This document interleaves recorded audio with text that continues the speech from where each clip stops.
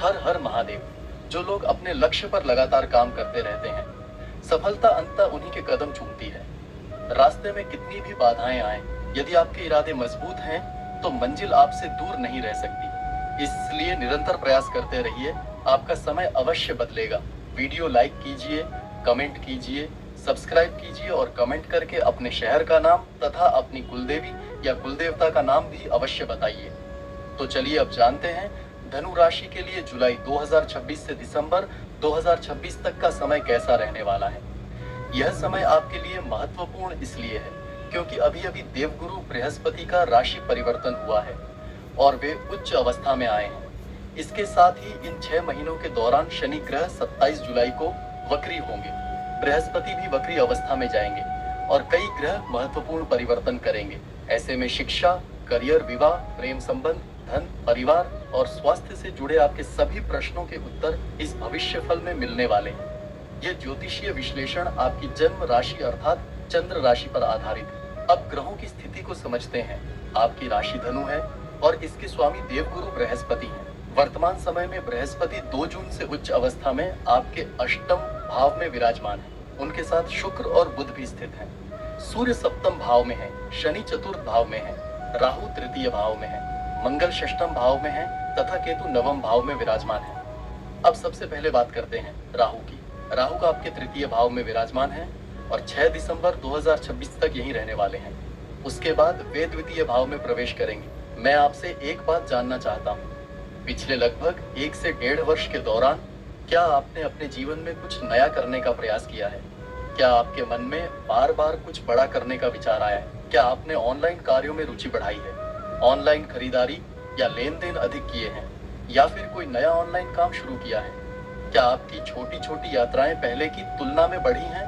क्या आपने इस अवधि में कोई नई स्किल सीखी है या आपका सोचने और निर्णय लेने का तरीका पहले से अधिक तेज हुआ है? यदि ऐसा हुआ है तो कमेंट करके अवश्य बताइए और यदि अभी तक ऐसा नहीं हुआ है तो आने वाले समय में इसकी प्रबल संभावना दिखाई दे रही है। विशेष रूप से मैं धनु राशि वालों को सलाह देना चाहूंगा कि artificial intelligence, technology, online marketing, digital platform और नई तकनीकों को सीखने का प्रयास करें। राहु जब तृतीय भाव में आते हैं तो व्यक्ति को नई चीजें सीखने और नए क्षेत्रों में आगे बढ़ने का अवसर देते हैं। इसका लाभ विद्यार्थियों, नौकरी पेशा लोगों, व्यवसायियों और गृहिणियों को सभी मिल सकता है। तृतीय भाव में राहु का होना ज्योतिष में शुभ माना जाता है। यह साहस, आत्मविश्वास और पराक्रम बढ़ाता है। साथ ही लंबे समय से मन में छिपी इच्छाओं और सपनों को पूरा करने की दिशा में भी कार्य करता है। मैं आपसे यह भी पूछना चाहता हूँ कि पिछले 1 वर्ष में क्या आपने अपनी किसी छोटी या बड़ी इच्छा को पूरा किया है? क्या आपने कोई ऐसी वस्तु खरीदी है जिसकी इच्छा लंबे समय से थी? यदि हाँ, तो यह भी राहु के प्रभाव का परिणाम हो सकता है। अब राशि स्वामी बृहस्पति की बात करते हैं। बृहस्पति वर्तमान समय में अष्टम भाव में उच्च अवस्था में है। वे प्रथम भाव, द्वितीय भाव, चतुर्थ भाव और द्वादश भाव पर अपना प्रभाव डाल रहे हैं। यह स्थिति उन लोगों के लिए विशेष रूप से शुभ है जो विदेश जाने का सपना देख रहे हैं। यदि आप पढ़ाई, नौकरी, व्यवसाय या किसी अन्य कारण से विदेश जाने की योजना बना रहे हैं तो यह समय आपके लिए सकारात्मक संकेत दे रहा है। इसके साथ ही चतुर्थ भाव पर बृहस्पति की दृष्टि यह संकेत दे रही है कि वर्ष के अंत तक संपत्ति, भूमि, वाहन या घर से जुड़ा कोई महत्वपूर्ण निर्णय लिया जा सकता है। हो सकता है कि आप किसी प्लॉट, मकान, जमीन या वाहन को लेकर कोई योजना बना रहे हो। कई लोगों को घर में बदलाव करने का अवसर भी मिल सकता है। अष्टम भाव में उच्च के बृहस्पति शोध, अनुसंधान, गूढ़ विषयों और गहरी जानकारी प्राप्त करने के लिए भी बहुत अच्छे माने जाते हैं। यदि आप रिसर्च, शिक्षा, आध्यात्मिकता या किसी विशेष अध्ययन से जुड़े हुए हैं तो यह समय आपके लिए लाभदायक रहेगा। अब परिवार और गृहस्थ जीवन की बात करें तो बृहस्पति की दृष्टि द्वितीय भाव और चतुर्थ भाव पर पड़ रही है। द्वितीय भाव परिवार, कुटुंब और वाणी का भाव होता है, जबकि चतुर्थ भाव सुख, सुविधा, वाहन, संपत्ति और मानसिक शांति का भाव होता है। इसलिए यदि आप परिवार बढ़ाने या फैमिली प्लानिंग के बारे में सोच रहे हैं तो यह समय अनुकूल दिखाई देता है। जिन लोगों के परिवार में पहले से कुछ तनाव या परेशानियां चल रही थी उनमें भी धीरे धीरे सुधार देखने को मिल सकता है।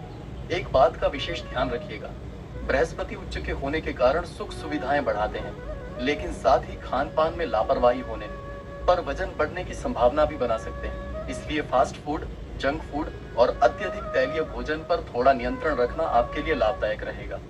अब बात करते हैं शनिदेव की, यदि हाँ तो यह भी राहु के प्रभाव का परिणाम हो सकता है। अब राशि स्वामी बृहस्पति की बात करते हैं। बृहस्पति वर्तमान समय में अष्टम भाव में उच्च अवस्था में है।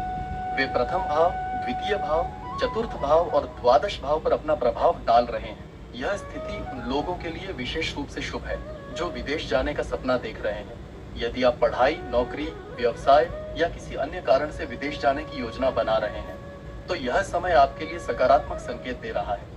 इसके साथ ही चतुर्थ भाव पर बृहस्पति की दृष्टि यह संकेत दे रही है कि वर्ष के अंत तक संपत्ति, भूमि, वाहन या घर से जुड़ा कोई महत्वपूर्ण निर्णय लिया जा सकता है।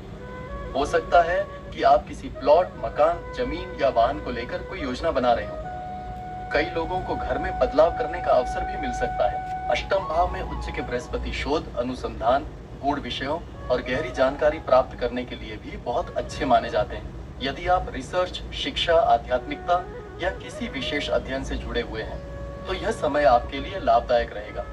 अब परिवार और गृहस्थ जीवन की बात करें तो बृहस्पति की दृष्टि द्वितीय भाव और चतुर्थ भाव पर पड़ रही है। द्वितीय भाव परिवार, कुटुंब और वाणी का भाव होता है, जबकि चतुर्थ भाव सुख, सुविधा, वाहन, संपत्ति और मानसिक शांति का भाव होता है।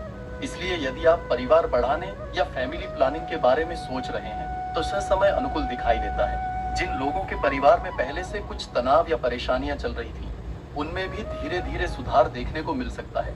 एक बात का विशेष ध्यान रखिएगा, बृहस्पति उच्च के होने के कारण सुख सुविधाएं बढ़ाते हैं, लेकिन साथ ही खान पान में लापरवाही होने पर वजन बढ़ने की संभावना भी बना सकते हैं। इसलिए फास्ट फूड, जंक फूड और अत्यधिक तैलीय भोजन पर थोड़ा नियंत्रण रखना आपके लिए लाभदायक रहेगा। अब बात करते हैं शनिदेव की। शनि आपके चतुर्थ भाव में स्थित हैं और 27 जुलाई को वक्री होंगे। वर्तमान समय में आपकी शनि की ढैया भी चल रही है क्योंकि शनि राशि से चतुर्थ भाव में स्थित है। शनि की दृष्टि दशम भाव, षष्ठम भाव और प्रथम भाव पर पड़ रही है।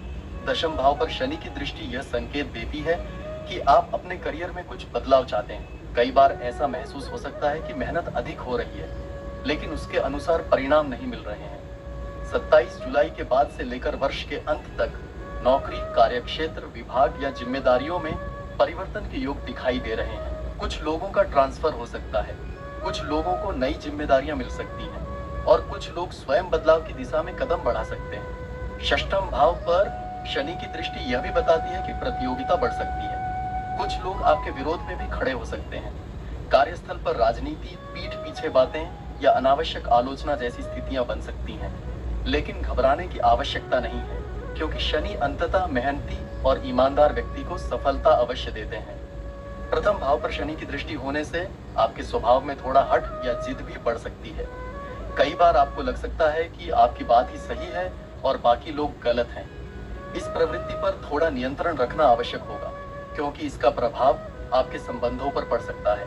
बृहस्पति की दृष्टि और शनि की उपस्थिति चतुर्थ भाव में होने के कारण आने वाले 6 महीनों में घर, परिवार, वाहन या निवास स्थान से जुड़ा कोई महत्वपूर्ण निर्णय लिया जा सकता है। घर की मरम्मत, सजावट, निर्माण कार्य या वाहन संबंधी योजनाओं में प्रगति देखने को मिल सकती है। कमेंट करके अवश्य बताइए कि क्या आप पहले से ही घर, संपत्ति, वाहन या किसी बड़े घरेलू परिवर्तन के बारे में सोच रहे हैं।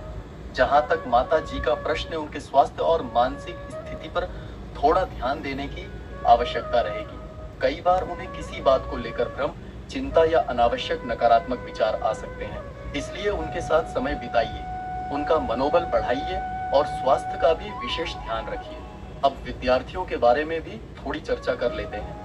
यदि आप किसी प्रतियोगी परीक्षा की तैयारी कर रहे हैं या आने वाले समय में कोई महत्वपूर्ण एग्जाम देने वाले हैं तो यह भाग आपके लिए विशेष रूप से महत्वपूर्ण है।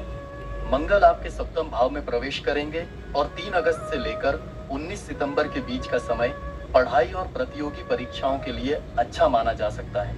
इसके अलावा 13 नवंबर के बाद भी यदि आपका कोई एग्जाम है तो परिणाम आपके पक्ष में रहने की संभावना दिखाई देती है। लेकिन यदि आपका एग्जाम 19 सितंबर से लेकर 13 नवंबर के बीच है तब आपको थोड़ा अधिक प्रयास करना होगा क्योंकि इस समय मंगल नीच राशि में अष्टम भाव में रहेंगे। यदि आप नई कोचिंग ज्वाइन करना चाहते हैं, कोई नया कोर्स शुरू करना चाहते हैं या पढ़ाई से जुड़ा कोई बड़ा निर्णय लेना चाहते हैं तो कोशिश कीजिए कि यह कार्य या तो उससे पहले करें या फिर उसके बाद करें। उस विशेष समय में मन का भटकाव और पढ़ाई में एकाग्रता की कमी महसूस हो सकती है। हालांकि कुल मिलाकर शिक्षा के मामले में स्थिति अच्छी दिखाई दे रही है। मेहनत करेंगे तो परिणाम अवश्य मिलेंगे, लेकिन बीच के उस समय में आपको अपने लक्ष्य पर विशेष ध्यान बनाए रखना होगा। अब प्रेम जीवन की बात करें तो यहाँ भी थोड़ा सावधान रहने की आवश्यकता है। पंचम भाव प्रेम संबंध, शिक्षा, मन, संतान और पूर्व पुण्य का भाव माना जाता है। जब पंचम भाव के स्वामी अष्टम भाव में नीच अवस्था में पहुंचते हैं, तब प्रेम संबंधों में छोटी छोटी बातों को लेकर गलतफहमियां और वैचारिक मतभेद बढ़ सकते हैं। इसलिए इस अवधि में अनावश्यक बहस और जिद से बचना ही बेहतर रहेगा। यदि आप पहले से किसी प्रेम संबंध में हैं, तो 19 सितंबर से 13 नवंबर के बीच अपने व्यवहार और शब्दों पर विशेष नियंत्रण रखिए। धैर्य और समझदारी से काम लेंगे तो परिस्थितियां आसानी से संभल जाएंगी। अब सूर्य के गोचर की बात करते हैं। जब सूर्य आपके नवम भाव में प्रवेश करेंगे, विशेष रूप से 16 अगस्त के बाद, तब भाग्य का साथ काफी अच्छा मिलने लगेगा। नवम भाव भाग्य, धर्म, उच्च शिक्षा और गुरु का भाव माना जाता है। इसलिए 16 अगस्त के बाद का समय आपके लिए नई उपलब्धियां लेकर आ सकता है। सूर्य जब नवम, दशम और एकादश भाव में गोचर करेंगे, तब सरकारी क्षेत्र, राजनीति, प्रशासन, प्रतियोगी परीक्षाओं और उच्च पदों से जुड़े लोगों को विशेष लाभ मिल सकता है। यदि आप सरकारी नौकरी की तैयारी कर रहे हैं, किसी सरकारी विभाग में कार्यरत हैं या राजनीति से जुड़े हुए हैं, तो यह समय आपके लिए महत्वपूर्ण अवसर लेकर आ सकता है। भाग्य के स्वामी सूर्य जब भाग्य स्थान में आते हैं, तो व्यक्ति को नई संभावनाएं प्राप्त होती हैं। 16 अगस्त के बाद आपको कोई अच्छी खबर, नई जिम्मेदारी या लंबे समय से प्रतीक्षित अवसर प्राप्त हो सकता है। जो लोग बड़े पदों पर कार्य कर रहे हैं या नेतृत्व की भूमिका में हैं, उनके लिए भी यह समय सकारात्मक परिणाम देने वाला रहेगा। अब स्वास्थ्य की बात करें तो कुल मिलाकर कोई बड़ी समस्या दिखाई नहीं देती। हालांकि जुलाई महीने में श्वास संबंधी परेशानियों, एलर्जी, पेट से जुड़ी समस्याओं या खान पान की गड़बड़ी से थोड़ा सावधान रहने की आवश्यकता रहेगी। इसके अलावा 19 सितंबर के बाद से लेकर लगभग 10 नवंबर से पहले तक स्वास्थ्य के प्रति थोड़ी अतिरिक्त सतर्कता रखनी चाहिए। ऊर्जा में कमी, संक्रमण या मौसमी समस्याएं परेशान कर सकती हैं। इसलिए अपनी दिनचर्या और खान पान को संतुलित रखना आवश्यक होगा। अब बात करते हैं उपायों की। यदि आप आने वाले 6 महीनों का अधिकतम लाभ प्राप्त करना चाहते हैं, तो सबसे पहले गुरु के बीज मंत्र का जाप करें। प्रतिदिन एक माला अर्थात 108 बार जाप करना आपके लिए शुभ रहेगा। इसके साथ ही प्रतिदिन विष्णु सहस्त्रनाम का पाठ सुने या उसका श्रवण करें। हनुमान चालीसा का नियमित पाठ भी आपके लिए लाभकारी रहेगा। प्रतिदिन प्रातःकाल उगते हुए सूर्य को जल अर्पित करें। चूंकि आपकी शनि की ढैया चल रही है, इसलिए शनि देव के बीज मंत्र का जाप भी अवश्य करें। इस मंत्र का नियमित जाप आपको मानसिक मजबूती और सकारात्मक परिणाम प्रदान कर सकता है। वीडियो लाइक कीजिए, कमेंट कीजिए, सब्सक्राइब कीजिए और कमेंट करके अपने शहर का नाम तथा अपनी कुलदेवी या कुलदेवता का नाम अवश्य बताइए।